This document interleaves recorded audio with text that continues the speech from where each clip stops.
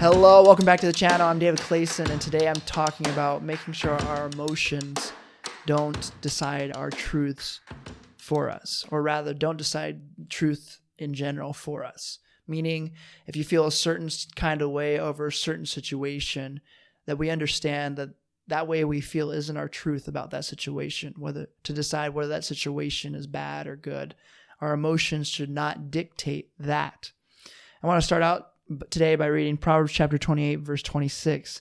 It says, He who trusts in his own heart is a fool, but he who walks wisely will be delivered. So that means if you're trusting in your own emotions, if you're trusting in what you are feeling to analyze a situation, to lead you to what you need to do, you're acting foolishly. Because when we look at our emotions, when we look at the way we react to things, they can change in an instant. You might be happy in one situation, and the very next minute you might encounter another situation, and all of a sudden you're angry.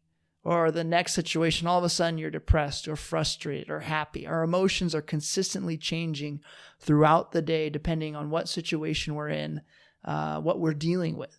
And so that is why we can't rely on emotions to decide stuff for us, to find truth, because they're consistently changing. For example, another example is that if you go into one situation and you have a certain emotion when you're in that situation, let's say you go down the road a few more years in your life, you've grown up more, you've had other life experiences, and then you come back to that exact same situation, you might not even have the exact same emotions that you did the first time, because you yourself have changed, and your emotions and the way that you react to different things change as well. It says in Proverbs chapter 3, verse 5 through 6, trust in the Lord with all your heart and do not lean on your own understanding. In all your ways acknowledge him, and he will make your paths straight. So trust in the Lord with all your heart, and don't lean on your own understanding. Don't lean on the way that you're feeling in a certain situation, but rather look to God and his understanding and his truth. Because when it comes to truths out there, there is only one. There's only one truth out there, and our emotions can do a pretty good job of fogging up that truth and pointing us in the wrong direction, depending on how we're feeling for a certain situation. And so when it comes to truths, God knows what the true truths are. And so rely on him rather than relying on how you feel in a certain situation. I think a good example of this is sailing.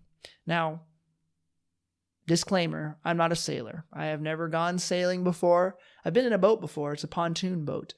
But I've never gone sailing before. But, you have those pictures of sailboats, and they have those flags at the top of their masts.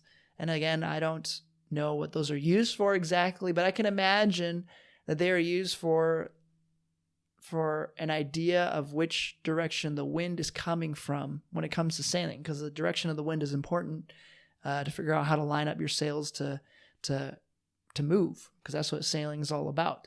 And so I imagine those flags are used for a quick reference point on, okay, the wind's coming from this direction. This is how I need to line up to be able to get going and get moving here.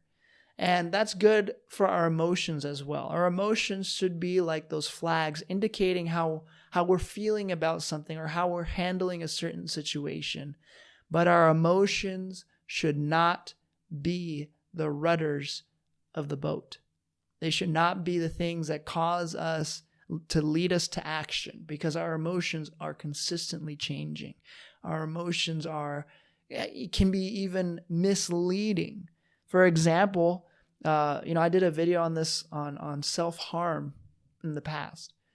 A lot of people that do self-harm, whether that's cutting themselves or burning themselves or whatever it is, they do it usually because they're depressed or they're sad or they feel worthless.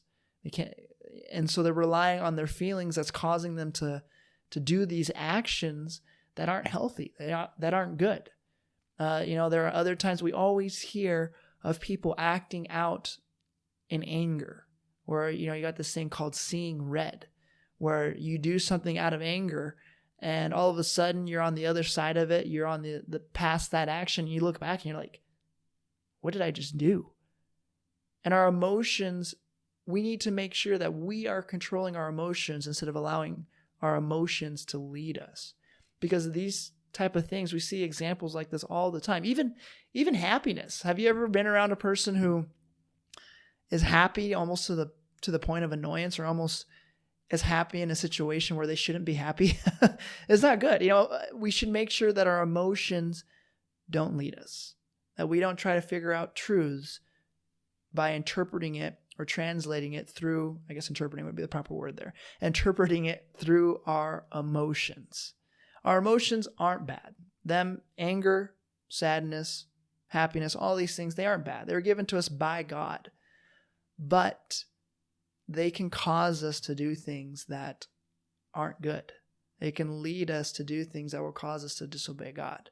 Again, going back to the example of anger, if you get angry at somebody and you go out to hurt them, whether that's verbally, whether that's attacking their character, whether that's physically, you've let that anger control you, and you've let that emotion, that feeling, to lead you to sin. So that means that those emotions, that feeling, has control over you rather than you having control over it. And so we can't trust our emotions. We can't trust our own understandings when it comes to guidance, when it comes to doing actions, but rather we have to rely on God, and we have to rely on His truths. I think another example for me personally is there'll be times where I'm frustrated, or I'm angry, or I'm stressed. All these feelings, might be caused by a person, might be caused because of, just pastoring, working with people, whatever it is. And so I'll be feeling one emotion, and then I'll come home and you're like, man, I just need a hot bath. And so I draw up a hot bath. I don't know why they call it drawing up a hot bath, by the way, but that's what they say. Anyways, so I'll draw up a hot bath and I'll sit and relax, and I'll come out.